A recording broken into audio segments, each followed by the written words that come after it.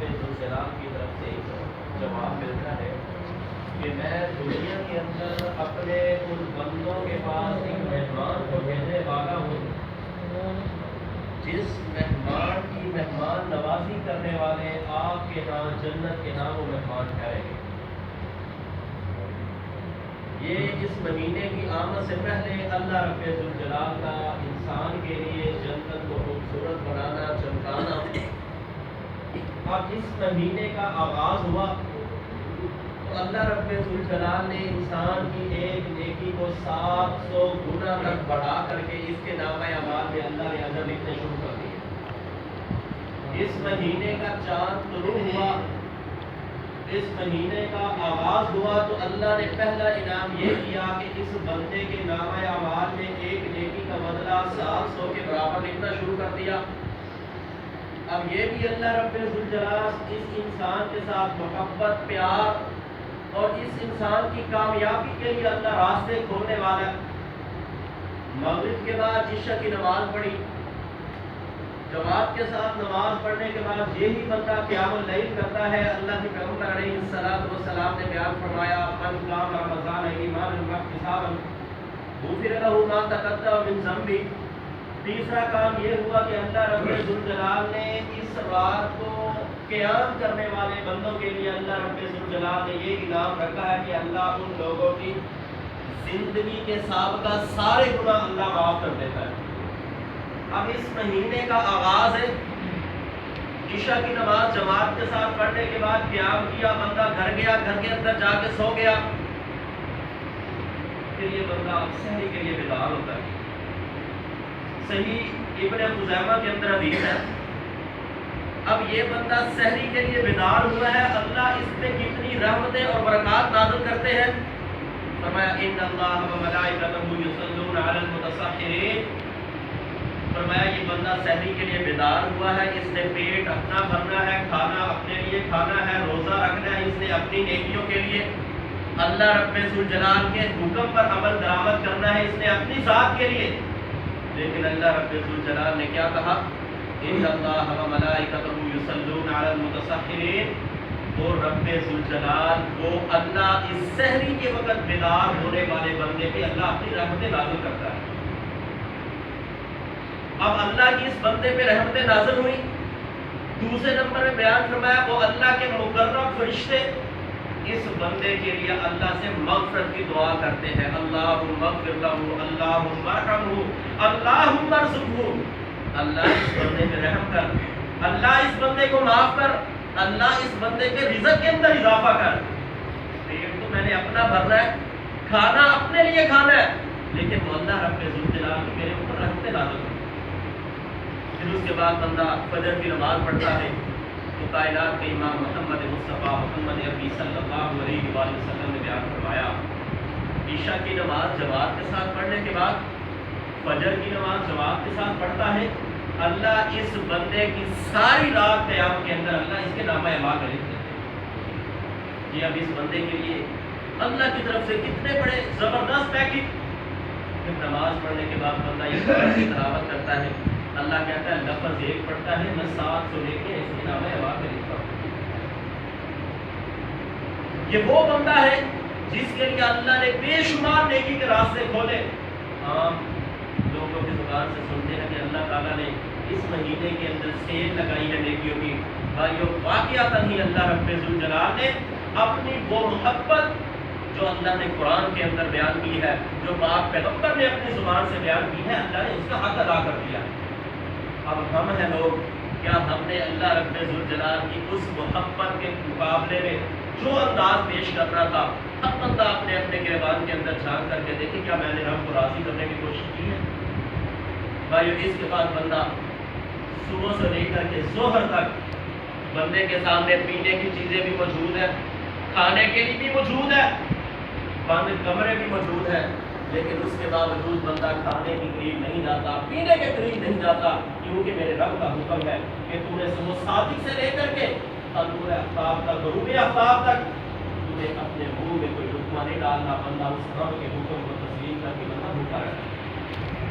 پھر یہ ظہر کی نماز پڑھتا ہے، معدہ خالی ہے، ظہر کی نماز کے بعد یہ بندہ سو جاتا ہے، عصر کے وقت بیدار ہوتا ہے، اب معدے نے بھوک کو اتنا برداشت کیا ہے کہ اب اس معدے نے اپنے اندر سے ایک بدبو کو نکالا ہے اس کے منہ کے اندر. اب یہ بندہ بولتا ہے تو اس کے منہ سے بدبو آتی ہے، سمیل آتی ہے. اب ساتھ بیٹھنے والا، پاس بیٹھنے والا اس کی بو کی ویلیو، اہمیت کو نہیں سمجھتا.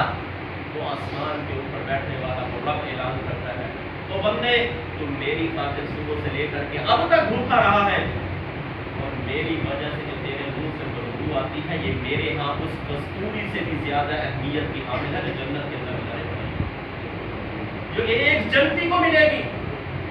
اللہ نے اس کے منہ سے نکلنے والی بدبو کو بھی اللہ نے کتنی اہمیت اور ویلیو عطا فرمائی. اب عصر کی نماز کے بعد یہ بندہ افطاری کا سارا سامنے پڑا ہے، یہ رب سے دعا کرتا ہے، اللہ تیری خاطر اللہ میں بھوکا رہا ہوں، اللہ تیری خاطر میں نے اپنے ہاتھوں کو گناہوں سے روکا، اپنی زبان کو گناہوں سے روکا، اپنے پاؤں کو گناہوں سے روکا. اللہ تو میرے اس روزے کو قبول کر لے. اللہم لک صمت وعلی رزقک افطرت. اللہ میں نے تیری ذات کی خاطر روزہ رکھا ہے، اللہ تیری خاطر افطار کروں گا.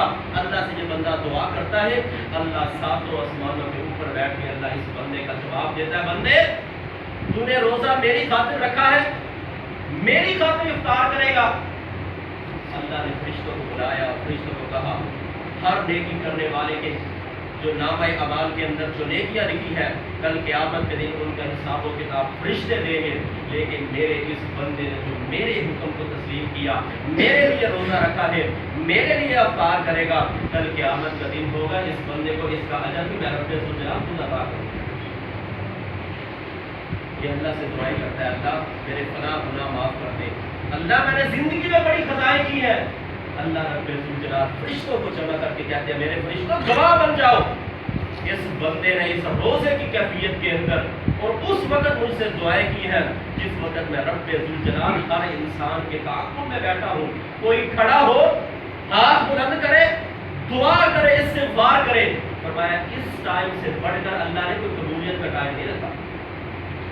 اللہ فوراً اس بندے کے گناہوں کو معاف کر دیتے ہیں. بھائیو یہ افطاری کرتا ہے، اللہ رب ذوالجلال اس کی افطاری کا بھی انتظار کرتے ہیں. صبح سے لے کر کے شام تک اللہ نے اس بندے کے اوپر کیمرے فٹ کیے ہیں. اللہ اس کیمروں سے اس بندے کی نگرانی کرتا ہے. ہر چھوٹی موٹی حرکات و سکنات اللہ اپنے پاس نوٹ کرتا ہے، چھوٹی چھوٹی نیکیاں بھی اللہ نوٹ کرتا ہے. بھائیو یہ بندہ افطاری کرتا ہے وہ رب ذوالجلال جو بڑے بڑے جابر حکمرانوں کو تباہ و برباد کرنے والا، وہ رب ذوالجلال بڑے بڑے اکڑ کر کے زمین پر چلنے والے لوگوں کو اللہ نے زمین کے اندر دفن کر دیا، زندہ زمین کے اندر رب ذوالجلال نے گاڑ دیا. وہ رب اس انسان کے لیے، اس بندے کے لیے آسمان پہ بیٹھ کر کے مسکراتے ہیں. فرمایا میں نے اپنے اس بندے کو دو خوشیاں اللہ نے عطا فرمائی ہے. ایک خوشی جب یہ افطاری کرتا ہے، فرمایا دوسری خوشی میں اس بندے کے اس روزے کے سبب کی وجہ سے کل قیامت کے دن میں اللہ رب ذوالجلال اس بندے کو اپنا دیدار کروں گا. بھائیو یہ رمضان کا مہینہ ہمارے پاس آیا ہے، ہم نے اس رمضان کے مہینے کے اندر کیا کیا ہے؟ میں نے قرآن کی آیت پڑھی ہے، فمن شہد منکم الشہر فلیصمہ. تم میں سے کوئی بندہ بھی اس مہینے کو پا لے، اس بندے کو چاہیے روزہ رکھے. وہ رب جس نے اپنی محبت کے سارے انداز اس انسان کی آنکھوں کے سامنے قرآن کے اندر بیان کر دیے، اپنے نبی کی زبان سے بیان کر دیے. رمضان کے آغاز میں اللہ نے اس کے بندے کے ساتھ ساتھ جو پیش ہونے والے اعمال ہیں، جو انسان کو بہکانے والی چیزیں ہیں، اللہ نے سب کو بیان کیا ہے. جنت کو کھولا ہے، اللہ نے نیکیوں کی سیر لگائی ہے. اللہ نے اس بندے کے سامنے اپنے سارے محبت والے انداز اللہ نے پیش کر دیے ہیں. اب یہ بندہ ہے، یہ رب ذوالجلال کے سامنے کتنی محبت کرتا ہے. اس کے مطابق صحیح بخاری کے اندر حدیث ہے، کائنات کے امام محمد مصطفیٰ صلی اللہ علیہ وآلہ وسلم نے بیان فرمایا، وہ بندہ جس سے رب اتنی محبت کرتا ہے 70 ماؤں سے بھی زیادہ، وہ رب اس بندے کے ساتھ اتنے اللہ نے پیکج فقط اس روزے کی وجہ سے اللہ نے بنائے. اس مہینے کے آغاز میں اللہ نے اس کی بڑی بڑی نیکیاں چھوٹی نیکیوں کو تبدیل کر کے بنا دیا. وہی رب ذوالجلال کے پاک پیغمبر نے بیان فرمایا، صحیح بخاری کے اندر حدیث ہے، فرمایا وہ بندہ جس کی زندگی کے اندر رمضان آیا، بندہ جس کی زندگی کے اندر یہ مہینہ آیا، یہ رمضان آیا، اور اس بندے نے اس مہینے کی اہمیت کو سمجھ کر کے وہ عرش کے اوپر بیٹھنے والے رب کو راضی نہ کیا، اللہ کے پاک پیغمبر نے فرمایا وہ بندہ تمام برباد ہو جائے۔ ایک طرف اللہ محبت دکھا رہا ہے، ایک طرف اللہ نے اپنے تمام قسم کے خلوص، تمام قسم کی رحمتیں اس بندے کے لیے بنائی۔ دوسرے نمبر پہ فرمایا وہ بندہ جس کی زندگی میں یہ مہینہ آیا، اس نے اس کی اہمیت کو سمجھ کر کے وہ عرش پہ بیٹھنے والے رب کو راضی نہ کیا، اس سے اپنے گناہوں کی استغفار، اس کے سامنے سجدہ ریز نہ ہوا، اس بندے سے بڑھ کر کائنات کے اندر کوئی بدبخت بندہ نہیں، اس سے بڑھ کر کائنات کے اندر کوئی ذلیل ترین انسان نہیں ہے۔ صحیح بخاری کے اندر حدیث ہے۔ ہم میں سے آپ نے اکثر دیکھا ہوگا کہ بندہ صرف جمعے کا روزہ رکھتا ہے، جو مصروف طبقے کے لوگ ہیں، جب وہ لوگ جو پورا ہفتہ روزہ نہیں رکھتے، جمعے کے دن تقویٰ ہائی ہوتا ہے کیونکہ اجر زیادہ ملنا ہے۔ اللہ نے مومنوں کے لیے عید کا دن بنایا، وہ جمعے کا روزہ رکھتے ہیں۔ بھائی یاد رکھنا، یہ حدیث صحیح مسلم کے اندر ہے۔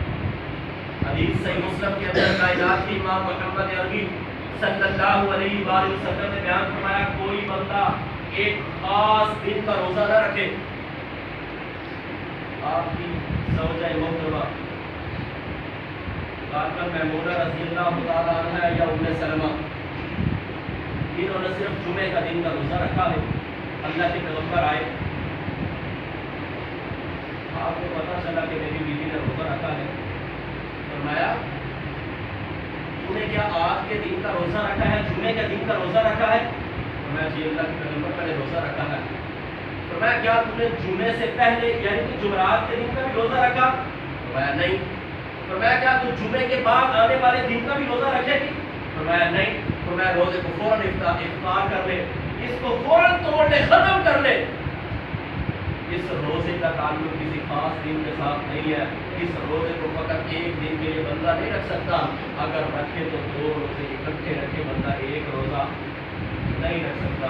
اور خصوصاً اس مہینے کے اندر تو کوئی چھٹی ہو، فمن شاہدہ منکم الشہر فلیصم، جس نے اس مہینے کو پا لیا۔ بھائی مختلف احادیث ہے، ایک صحابی اللہ کے پیغمبر کے پاس آیا، کہنے لگا اللہ کے پیغمبر میرا باپ دنیا سے چلا گیا ہے، اس کے ذمہ رمضان کے چند روزے ہیں، اس کے بارے میں حکم دیجیے کیا کروں؟ فرمایا وہ اپنے باپ کے روزے تو رکھ، اس باپ پہ جو قرض تھا وہ تو ادا کر۔ فرمایا اللہ کے پیغمبر کو باپ پہ قرض تھا۔ فرمایا اگر تیرے باپ کے اوپر قرض ہوتا تو وہ کون ادا کرتا؟ کہتا اللہ کے پیغمبر میں کرتا۔ فرمایا اگر تیرے باپ کا کسی بندے نے قرض دینا ہوتا تو اس قرض کو کون وصول کرتا؟ فرمایا میں کرتا۔ فرمایا اللہ سب سے بہتر قرض کو ادا کرنے کا حق رکھتا ہے، ہم کا قرض ادا کرتا ہے۔ بھائی اس نے اپنے باپ کے حصے کے روزے رکھے ہیں، یہ اس بندے کے لیے جو صحت مند بندہ دنیا سے جائے، یہ اس بندے کا حکم ہے جس بندے کی زندگی ٹھیک ہے، وہ صحت مند بندہ ہے، وہ اپنے آپ کے اندر کوئی بیماری محسوس نہیں کرتا۔ اللہ رب الجلال کے پاک پیغمبر کا حکم ہے کہ اس مہینے کی اہمیت کو سمجھے، یہ نہ ہو کہ اللہ رب الجلال یہاں بھی بندہ کائنات کا بدترین انسان بن جائے۔ اللہ عمل کی توفیق عطا فرمائے۔ استغفر اللہ لي ولكم ولسائر المسلمين۔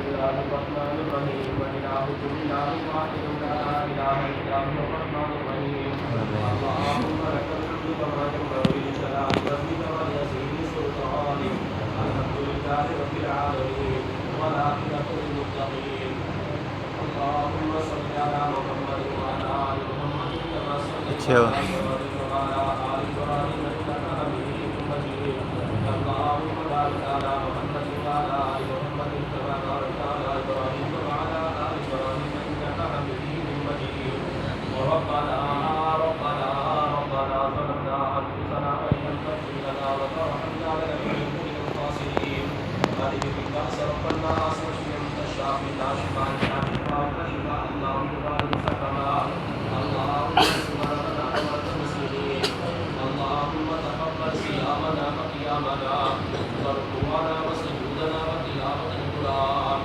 اللهم إنك عفو كريم تحب العفو فاعف عنا اللهم إنك عفو تحب العفو فاعف عنا اللهم إنا نسألك الجنة الفردوس اللهم أجرنا من النار اللهم من أحييته منا فأحيه على الإسلام ومن توفيته منا فتوفه على الإيمان اللهم لا تحرمنا أجره ولا تزلنا بعده اللهم إنك عفو تحب العفو فاعف عنا اللهم إنا نجعلك في نحورهم ونعوذ بك من شرورهم اللهم لا سهل إلا ما جعلته سهلا وأنت تجعل الحزن إذا شئت سهلا رب ارحمهما كما ربياني صغيرا اللهم اغفر لنا وللمؤمنين والمؤمنات والمسلمين والمسلمات وألف بين قلوبهم وانصرهم على عدوك وعدوهم اللهم لعن الكفرة الذين يصدون عن